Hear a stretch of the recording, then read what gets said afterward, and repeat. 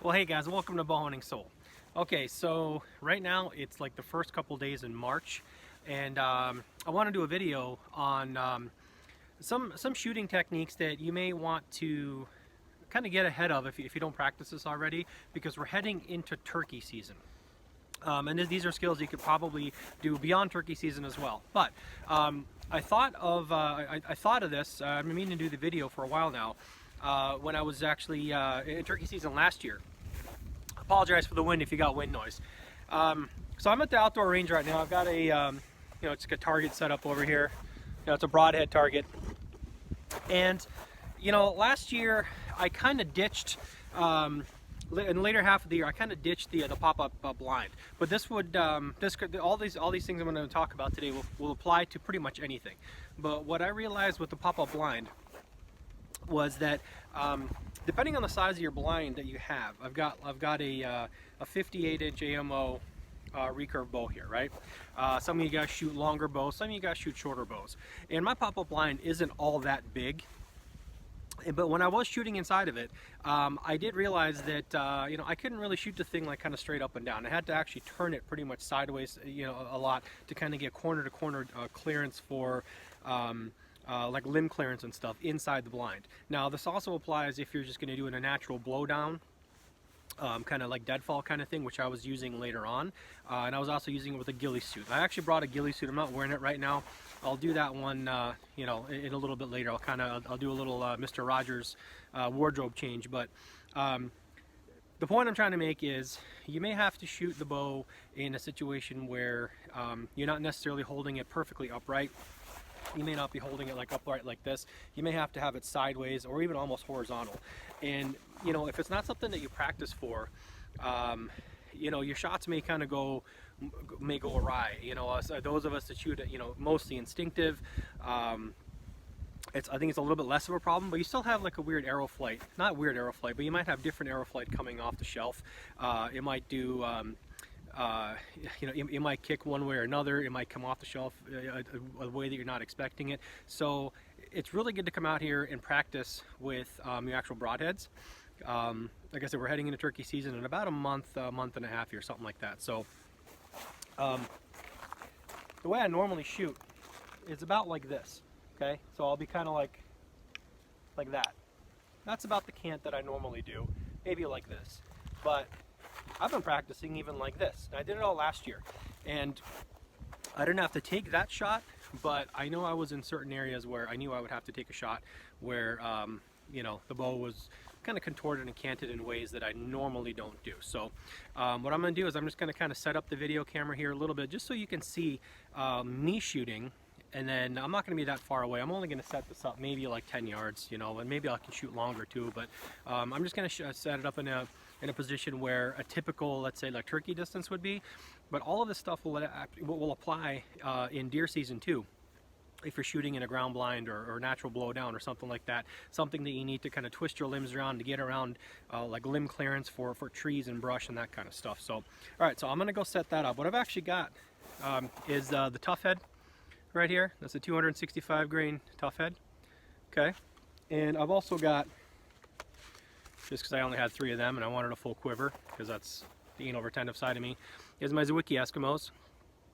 Okay, the overall tip weight of the arrows with Eskimos are about 25 grains lighter, 27 grains lighter than I do with the tough head ones. But in all honesty, it really doesn't matter. Okay, to some people it might matter a long distance, but let's be realistic. For most of us, for me and you, 25 grains isn't what's causing your shots to go awry. So anyway, I'm going to set this up, and we'll talk through the shot a little bit.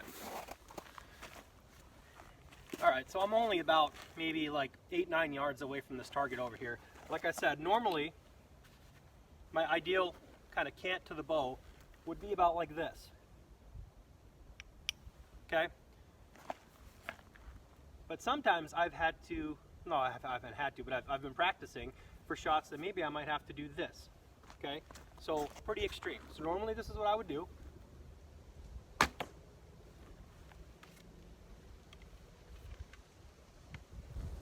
And then I can maybe even do a more extreme shot.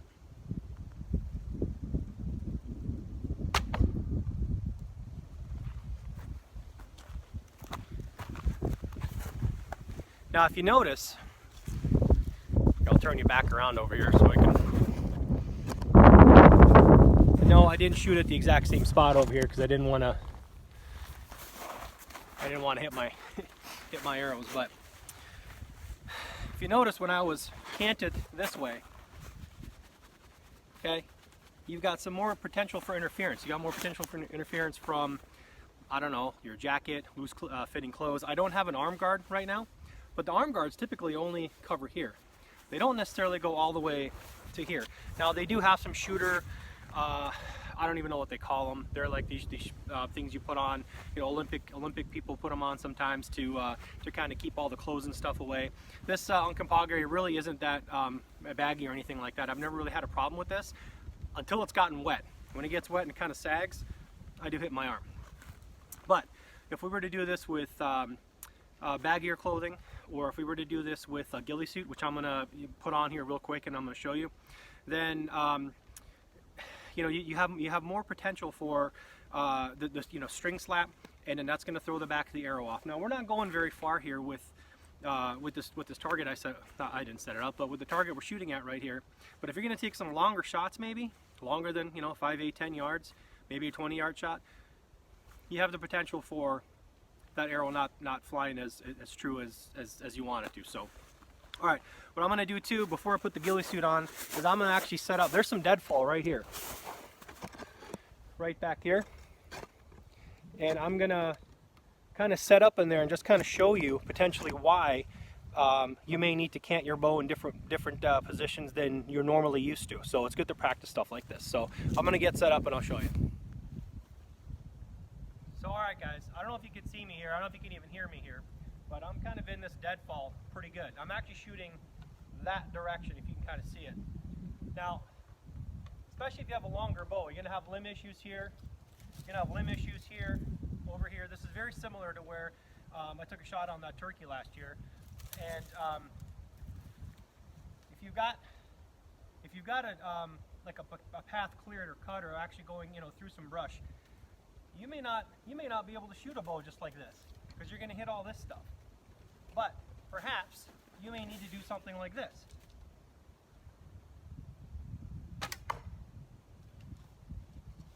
So the brush around me, you guys can't see it very well, but I've got some interference here. The brush around me actually dictated how I need to hold my bow for potential shot situations, especially if I was closer too. And there's a pile of deer poop right here, so that's kind of cool. This is even more interference right here.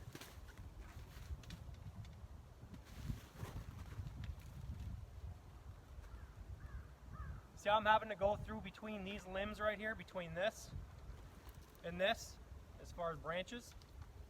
So what if I've only got that arrow or that path to shoot through?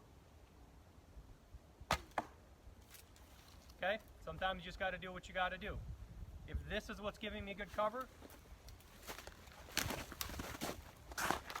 if that's what's giving me good cover and that's where I have to be to make that shot and be hidden, that's what I have to do. So you notice I had a pretty extreme cant going on there, so that's just something to practice. All right, I'm going to do one more. I'm going to put on a ghillie suit and I'm going to show you some ghillie suit interference problems and things you might need to do. Okay, so I've got my super cool like SEAL Team 6 ghillie suit on, right? If you notice, I've cut a lot of this stuff, believe it or not, compared to this. See how shaggy that is? I've cut a lot of that stuff off. There's some on the back side here, okay? But I've cut a lot of these down to nothing. In fact, I can probably cut more. The problem occurs when you do one of these. You see, kind of under here with my bottom string, okay? If I do that, this is not going to get cut. It just kind of goes right by it. But if it's anything longer and shaggy like this, then it kind of gets tangled up in the string, okay? And this all depends on your shooting style. It all depends on your body shape. It all depends on your actual, you know, ghillie suit or whatever. You know, some of the smaller leafy ones aren't as stringy and long and stringy like this one. So what you need to do, you know, unfortunately, you buy a ghillie suit. The first thing you do is you take scissors to the damn thing. You cut a lot of this off. Notice I've cut a lot off of over here too, because if I'm doing one of these, all the shag that was here would interfere, okay? I would probably use another, this is kind of relatively tightish fitting. I don't know that I would need to use an arm guard any more than I would need to use an arm guard with just like a regular jacket, which I'm still wearing. But another thing you need to be aware of too, especially with string angles like this, is this collar right here, okay? If you notice, anything that's going to kind of potentially get hooked right over here may be an issue. So what I always try to do is I always try to zip that up. I try to zip this up, you know, if I'm wearing a jacket underneath. And of course I try to tie up all this nice and tight. So none of this collar stuff is going to get caught up in the string when I try to shoot, okay?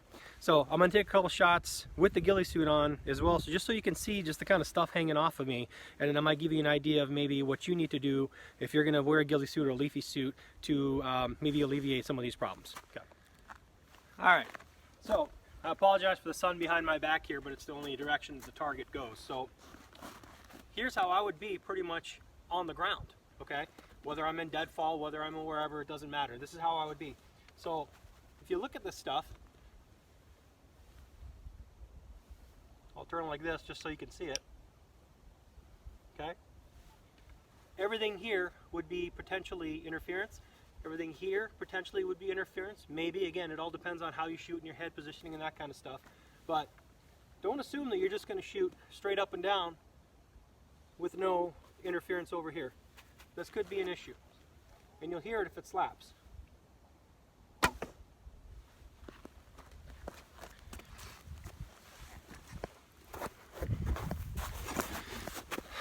So there you have it, really.